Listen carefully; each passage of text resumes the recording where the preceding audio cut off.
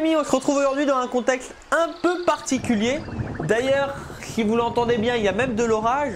Donc moi, ce que je vous propose, c'est qu'afin d'avoir une vidéo un peu plus sympa, de cliquer juste ici, voilà, pour avoir une musique un peu plus sympa pour la vidéo. Aujourd'hui, vous l'aurez compris, nous allons parler de crocodile, mais pas de n'importe quel sujet, car nous allons tenter de savoir si oui ou non, le crocodile respire sous l'eau.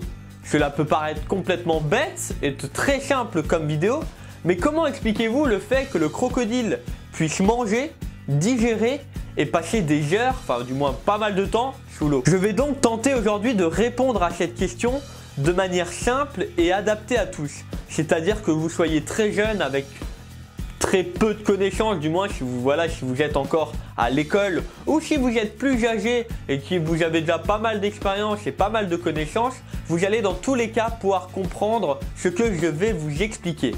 En cas où j'utilise des mots un peu plus compliqués à comprendre, vous allez avoir un petit emoji qui va juste apparaître ici et qui vous donnera la définition exacte du mot employé. Par exemple, voici une définition du mot daltonisme. Bon, fini de discuter les amis, ce que je vous propose maintenant c'est de rentrer dans le vif du sujet grâce à deux étapes. La première étape où je vais vous donner les bases de la respiration, parce que c'est quand même bien de les savoir. Et la deuxième où je vais vous expliquer comment le crocodile fait pour rester aussi longtemps sous l'eau et comment fait-il pour manger sous l'eau. Pour commencer la respiration du crocodile, il nous faut les bases. Certains les savent, mais pas tout le monde. Pour commencer, le crocodile va donc respirer en inspirant de l'air.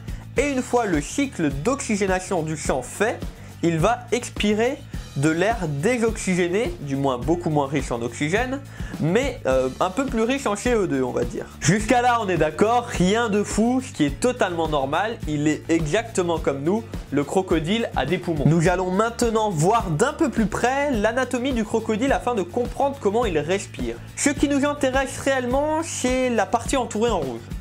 Le point rouge représente l'œsophage, qui va permettre au crocodile de se nourrir. Et le point bleu, la trachée, qui va lui permettre tout simplement de respirer. Grâce à ce petit schéma très simple, on comprend donc que le tuyau pour se nourrir n'est pas du tout le même que celui-là pour respirer. C'est le même cas pour nous, c'est d'ailleurs déjà certainement arrivé à beaucoup d'entre vous de dire j'ai avalé par le mauvais trou. Bah oui, parce que des fois on mange trop vite et du coup ça part un peu en cacahuète dans tous les sens. Et du coup justement ça peut bloquer les trachées. Maintenant comprenons ensemble comment le crocodile fait pour manger et rester aussi longtemps sous l'eau. Pour commencer, un schéma un peu complexe, je vous l'accorde, mais ne vous inquiétez pas, le schéma suivant sera simplifié. Pour respirer hors de l'eau, le sang réoxygéné au niveau des artères pulmonaires est envoyé dans la ventricule gauche du cœur, où il est distribué dans tous les organes du corps. Le sang pauvre en oxygène arrive dans la partie bleue, où il est renvoyé dans les artères pulmonaires afin d'être réoxygéné. C'est un peu compliqué, mais ne vous inquiétez pas, rien n'est, c'est pas non plus trop compliqué à comprendre, vous le verrez tout à l'heure. Pour pouvoir rester sous l'eau, le crocodile réalise une petite modification du système. Le sang pauvre en oxygène revient dans la partie bleue, mais n'est pas renvoyé dans les artères pulmonaires. Le crocodile arrive à le renvoyer dans les organes et à extraire plusieurs fois d'affilée le peu d'oxygène présent à l'intérieur afin de faire fonctionner son corps. Grâce à cette opération, le crocodile va donc pouvoir rester plus ou moins longtemps sous l'eau, voire des fois plusieurs heures. Mais pour les personnes d'entre vous qui n'auraient pas forcément tout compris, voici un schéma beaucoup plus simplifié. Le crocodile hors de l'eau inspire de l'air, qui va donc ensuite être envoyé par des tuyaux aux poumons pour oxygéner le sang. Le sang, une fois oxygéné, est envoyé au cœur, puis dans le corps. Le sang pauvre en oxygène est envoyé et surtout renvoyé au cœur, puis dans les artères pulmonaires où il est réoxygéné.